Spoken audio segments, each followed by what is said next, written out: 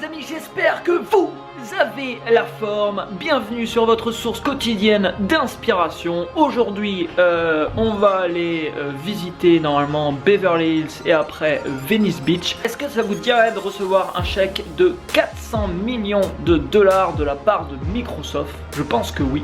Et c'est précisément ce qui est arrivé à deux personnes. Les deux personnes qui ont fondé Hotmail, et c'est cette histoire que je vais vous raconter aujourd'hui. A tout de suite.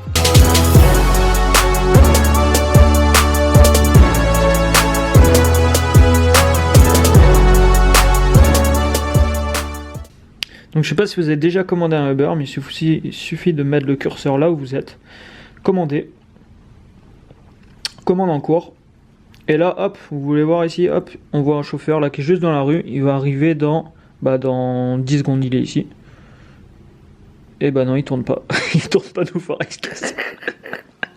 Hop, c'est bon, commande en cours. Ça a été pris en charge par monsieur Bayzad, qui a une Toyota et qui est ici. Il vous montre où il est. Et là, voilà, il va arriver là dans 3 minutes. C'est parti, top départ. Hi.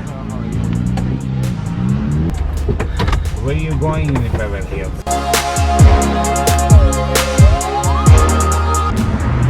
Nous sommes à Beverly Hills.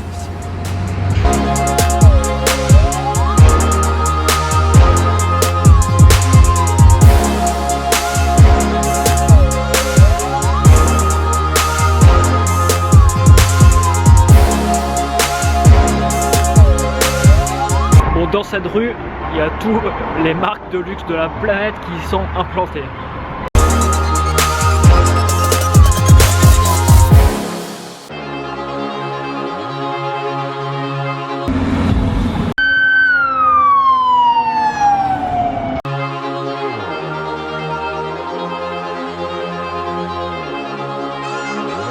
Bon, on part de Beverly Hills, là on vient de reprendre un Uber et on va aller au port de Santa Monica.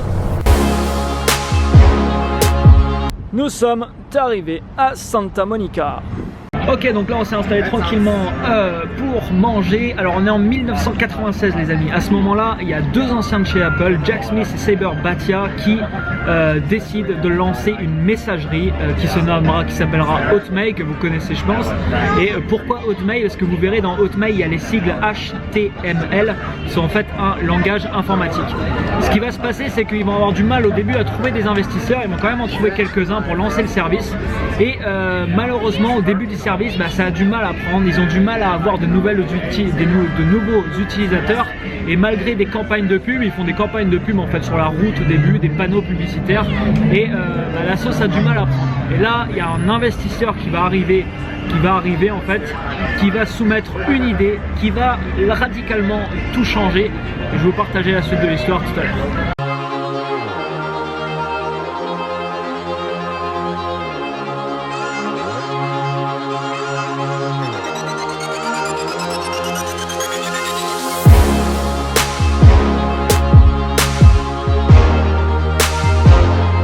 C'est plutôt sympa ici, c'est assez chouette. Donc on est à Santa Monica.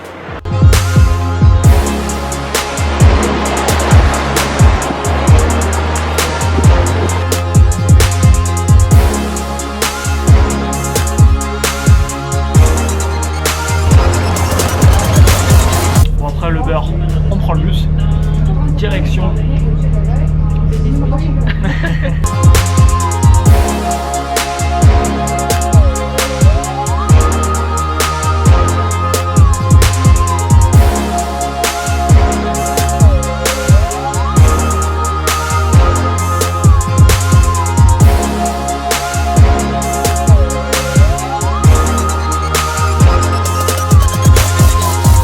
Magnifique ici, mais là on gèle.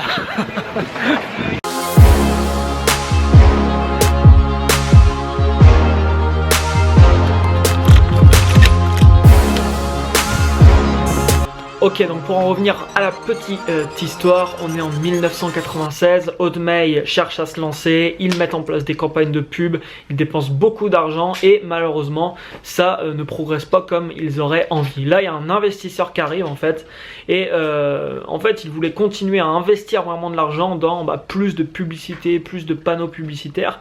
L'investisseur qui arrive lui dit ok, on stoppe tout là.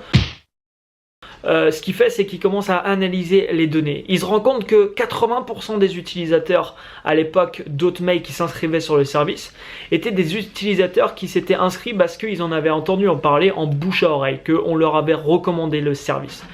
Donc du coup, il va dire aux deux créateurs de Hotmail de faire une chose. C'est d'ajouter une simple phrase en bas de chaque mail qui sera envoyé à partir du service et à partir d'un email Hotmail. Cette phrase, la voici. Alors je vous filme mon écran, j'espère que vous verrez bien.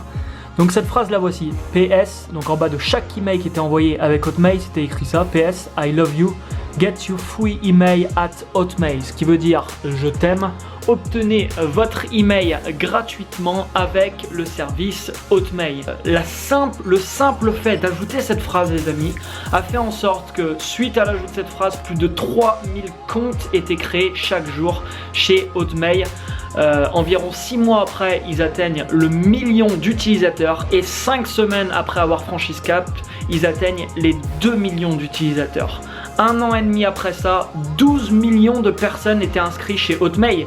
Et chose vraiment hallucinante, à ce moment-là, il n'y avait que 70 millions de personnes qui étaient connectées au web. Et sur ces 70 millions, il y avait 12 millions de personnes qui étaient inscrites chez Hotmail. Et là, on est le 30 décembre 1997. Microsoft rachète Hotmail et signe un chèque de 400 millions de dollars. Alors cet exemple, c'est un exemple après qu'on a donné le nom de growth hacking. Le growth hacking, c'est quoi? En gros, le growth hacking, c'est tout un tas de techniques qui permettent de faire monter en puissance un business. Et le growth hacking, c'est avant tout un état d'esprit. Et ça, c'est un exemple type de growth hacking. C'est-à-dire, au lieu d'être dans du marketing normal ou au lieu d'être dans des choses normales qu'on peut voir partout, on investit de la publicité, on fait ci, on fait ça, bah là, on fait quelque chose de totalement novateur et on arrive à faire exploser complètement le service. En rapport direct avec ça. Dropbox, il y a plein d'autres services que vous connaissez qui ont aussi de beaux exemples de growth hacking. Je vous en reparlerai dans d'autres vidéos. Ça, c'est vraiment un super exemple et ça nous donne une leçon importante, les amis. C'est que des fois, on met notre focus sur quelque chose et ça ne marche pas, mais on essaye, on continue tête baissée dans ce qui ne marche pas. Des fois, il faut persévérer, certes, mais essayez de regarder quelles sont les autres possibilités. Et si la stratégie que vous appliquez actuellement, que vous souhaitez que cette stratégie vous donne X résultats si elle ne marche pas, essayez de regarder à côté comment vous pourrez faire pour essayer autre chose. Ça, c'est vraiment un super exemple. C'est une phrase qui a été, vous vous rendez compte, une phrase qui a été ajoutée en bas de chaque mail. À peu près tous les exemples de growth hacking, ils sont basés sur la viralité. Pourquoi? Parce que dès que quelqu'un recommande quelque chose, c'est extrêmement puissant par rapport à de la publicité classique. Donc c'est vraiment un bel exemple qui nous montre aussi que absolument tout est possible. On se trouve des millions d'excuses généralement, j'ai pas le budget, j'ai pas ceci, j'ai pas cela. Mais on a tous par contre un cerveau. Et avec un cerveau, croyez-moi, on peut faire énormément de choses. Et on peut faire accomplir des exploits comme Alex que je vous parlais dans la vidéo d'hier, comme cet investisseur qui arrive chez Hotmail et qui, grâce à une idée de génie, fait en sorte que le système, la société explose et qu'elle est rachetée ensuite pour 400 millions de dollars. Partagez cette vidéo, les amis, si ces histoires vous plaisent, je compte sur vous. Et quant à moi, je vous retrouve dès demain pour votre source quotidienne d'inspiration. N'oubliez pas de vous abonner à la chaîne YouTube si ce n'est pas encore fait. Ciao, ciao. It's a new day for me. I feel it in my bones, I feel alive, I am set free.